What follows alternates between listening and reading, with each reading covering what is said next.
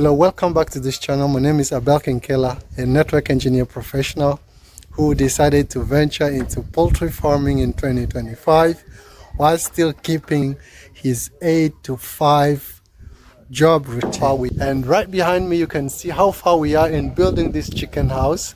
Really amazing, really amazing. Let me show you well. Yeah, the leather is going to be there. Yeah, the storage facility is going to be here. Mix the feed here. If some of the feed has to go up there, then they're going to take it really easily.